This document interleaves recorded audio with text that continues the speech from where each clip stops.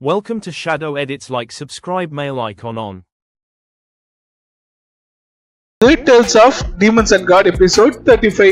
இந்த எபிசோட் நம்ம என்ன பார்க்க போறோம் அப்படின்னா, நம்ம ஹீரோவும் யூஸியும் இதுன்னு தப்பிப்பாங்களா தப்பிக்க மாட்டாங்களா, இங்க வேற என்ன சீக்ரெட்ஸ் எல்லாமே இருக்கு, இதுதாங்க பார்க்க போறோம்.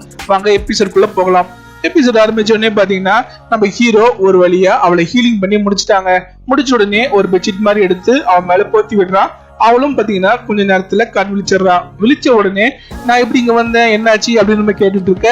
அப்பதான் உணர்றா அவன் மேல துணி இல்லைன்னுட்டு. உடனே அவ கோவப்பட நம்ம ஹீரோ பாத்தீங்கன்னா இல்ல கோவப்படாத, உனக்கு அதிகமா காயம் இருந்தது, அதுக்காக ட்ரீட்மெண்ட் கொடுத்தேன், உன்னோட துணி எல்லாம் இங்க இருக்கு அப்படின்னு காட்டுறா. துணி பாத்தீங்கன்னா எல்லாமே கந்தல் கோலமா இருக்கு. அவ பாத்தீங்கன்னா உடனே கத்திக்கிட்டே மறுபடியும் திரும்புடா அப்படின்னு சொல்றா. திரும்பின உடனே இந்த பெட்ஷீட் தூக்கி போட்டுட்டு அவன் முதலத்துல இருந்து அவ ட்ரெஸ் எடுத்து போட்டுக்கிறா. நம்ம ஹீரோ பாத்தீங்கன்னா லைட்டா திரும்ப பாக்குறான். அதுக்கிட்டையும் அவ டேய் திரும்பின அவ்வளவுதான் அப்படின்னு சொன்ன உடனே நல்ல புள்ள மாதிரி கம்முன்னு உட்காந்துக்கிறான். அவளும் ட்ரெஸ் மாத்தி முடிச்சிட்டா. முடிச்ச உடனே நம்ம ஹீரோ திரும்பி பார்க்க அவ பாத்தீங்கன்னா இப்போ இன்னமும் அழகா இருக்கா அந்த புது ட்ரெஸ்ல. அது மட்டும் இல்ல, அவளுக்கு அப்பதான் உணருது அவ கழுத்துல புதுசா ஒரு செயின் இருக்கிறது. செயினை பார்த்த உடனே இது நீதான் எனக்கு கொடுத்தியா அப்படின்னு கேட்க, ஆமா இது பார்த்தனா ஒரு அப்ஸ்ட்ரஸ் ஜெம் ஸ்டோன், நீ எப்பவுமே போட்டுக்கிட்டு, ஏன்னா இத போட்டிருந்த அப்படின்னா உன்னோட ஸ்பிரிச்சுவல் ஃபோர்ஸ் இன்க்ரீஸ் பண்றது 3 மடங்கு அதிகமாகும். இப்படி சொன்ன உடனே அவளுக்கு ஷாக்கு. ஐயோ இவ்வளவு விலை உயர்ந்தது, இவ்வளவு பிரிஷியஸ் ஆனது எனக்கு தேவையில்ல அப்படின்னு கழட்ட போறா. நம்ம ஹீரோ உடனே அவ கையை பிடிச்சுக்கிட்டு வேண்டாம் இதை நீயே வச்சுக்கோ, உனக்கு கண்டிப்பா இது உதவியா இருக்கும் அப்படின்னு சொல்ல அவன் கையை பிடிச்சிட்டு இருக்கான்ல, அதை பாக்குறா. உடனே கையை எடுத்துடுறான். அவ பாத்தீங்கன்னா வெக்கப்படுறா. ஆனாலும் அவ என்ன சொல்றான் பாத்தீங்கன்னா, ஓகே நான் வச்சுக்கிறேன், பட் உனக்கு எப்ப தேவைப்படுதோ அப்ப என்கிட்ட கேளு, கண்டிப்பா நான் திருப்பி கொடுத்துடுறேன் அப்படின்னு சொல்ல நம்ம ஹீரோவும்ல சரி சரி அப்படின்ட்டு அவங்க போக ஆரம்பிக்கிறாங்க. ஏன்னா வெளியே போனோம்ல, இங்க இருக்க முடியாதுல்ல.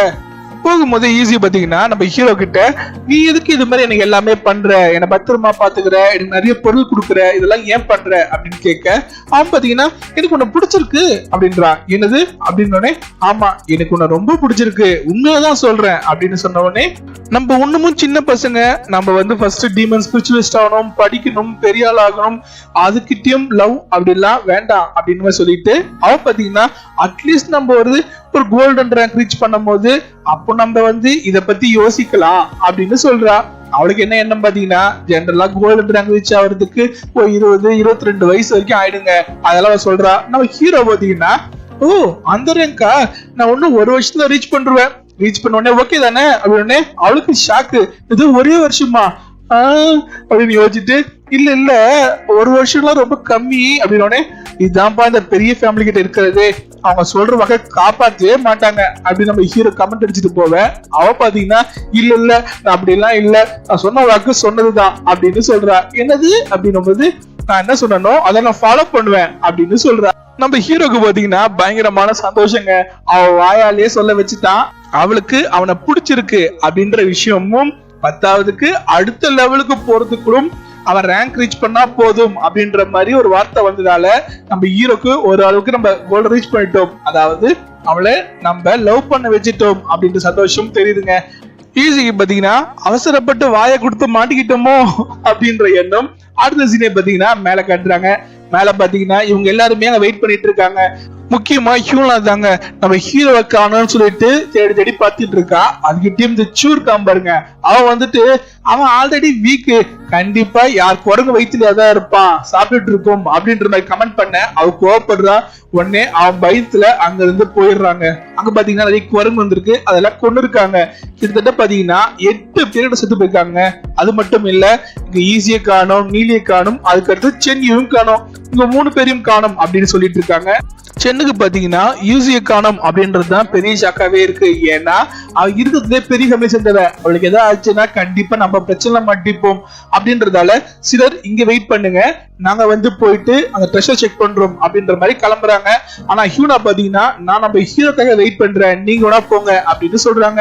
இவனுங்களும் உடனே ஓடி வந்துட்டாங்க. அங்க பாத்தீங்கன்னா ட்ரைனிங் கிரவுண்ட் தான் காலியா இருக்கு. சென் பாத்தீங்கன்னா நம்ம ஹீரோ சொன்ன மாதிரி இங்கதான் ட்ரெஷர் இருக்கணும், சோ டிக் பண்ணுங்கடா கிரவுண்ட அப்படின்னு சொல்றான். சொல்லி முடிச்சிருச்சுன்னே நம்ம ஹீரோ கிட்ட வந்துட்டாங்க. நம்ம ஹீரோ பாத்தீங்கன்னா கீழே நடந்து வந்துட்டு இருக்காங்க. அங்க பாத்தீங்கன்னா குகை மாதிரி தான் இருக்கு. இங்க இருந்து வெளியே போறது எக்ஸிட் எங்க இருக்கும் அப்படின்னு கேட்க, இங்க இருந்து வெளியே போறதுக்கு வழியே கிடையாது, இருந்திருந்தால் இவங்க செத்து இருப்பாங்களா? இப்படி நம்ம ஹீரோ சொன்ன உடனே பாத்தீங்கன்னா அவளுக்கு பயங்கரமான ஷாக்கு. அப்ப நம்மளும் சாக போறோமா அப்படின்னு சொல்ல, அப்படிலாம் இல்ல, இதுக்கு வேற வழி இருக்கு வா அப்படின்றான். என்ன சொல்றான்னு பாத்தீங்கன்னா, நான் ஆல்ரெடி சொல்லிருக்கேன்ல சென் கிட்ட, அதாவது ட்ரைனிங் கிரவுண்ட் கீழே தான் ட்ரெஷர் இருக்குன்னுட்டு, அவனுங்க தோண்டுவானுங்க, தோன்றது மூலமா நமக்கு வெளியே போறதுக்கு வழி கிடைக்கும் அப்படின்னு சொல்றான். சொல்லி முடிச்சோன்னா இல்லீங்க, அவனுக்கு சவுண்ட் கேக்குது, மேல யாரோ தோன்ற மாதிரி. நம்ம ஹீரோ நடந்து வரா, அங்க பாத்தீங்கன்னா முட்டிடுச்சுங்க, அங்க போறதுக்கு மேல வழி இல்ல. நம்ம ஹீரோ பாத்தீங்கன்னா இது சீக்ரெட் டோரா தான் இருக்கணும் அப்படின்னு செக் பண்ணி பார்த்து ஓப்பனும் பண்ணிட்டான். உள்ள வந்து பாத்தீங்கன்னா பயங்கரமான ட்ரெஷர் எல்லாம் கொட்டி கூச்சி கிடக்குதுங்க. நம்ம ஹீரோ இதை பாக்குறா, அது ஈஸியும் பாக்குறா. அவ பாத்தீங்கன்னா இதெல்லாம் இருக்கு அப்படின்னு சந்தோஷப்பட, நம்ம ஹீரோட கண்ணு பாத்தீங்கன்னா மேல ஒரு லேம்ப் இருக்குங்க, அது மேலதான் இருக்கு. உங்களுக்கு ஞாபகம் இருக்கா இல்லையான்னு எனக்கு தெரியல, இவன் சென் கூட வரத்துக்கு காரணமே அந்த லேம்பால தாங்க. போன வாழ்க்கையில பாத்தீங்கன்னா அது வந்து சென்னி கூட கிடைச்சிருக்கும், அவன் பாத்தீங்கன்னா வித்துட்டு இருப்பான், அது இருக்கிறது பவர்ஃபுல்லான லேம்பு, இந்த வாட்டி நம்ம போய் அதை ஆட்டையை போடணும் அப்படின்னு முடிவெடுத்ததாலதான் அவன் என்ன கண்டிஷன் போட்டுக்கணும் பாத்தீங்கன்னா, ஃபர்ஸ்ட் இருக்கிறத நான் தான் எடுப்பேன் அப்படின்னு இருப்பான். ட்ரெஷர் கிடைச்ச உடனே அதுக்கு காரணமே அந்த லேம்ப் தாங்க. சோ அவன் ஆசைப்பட்டு வந்த லேம்ப் கிடைச்சிருச்சு நம்ம ஹீரோக்கு. அடுத்த எபிசோட்ல என்ன நடக்க போகுது அப்படின்றது கண்டிப்பா வெயிட் பண்ணி பாருங்க. அது வரைக்கும் தேங்க்யூ.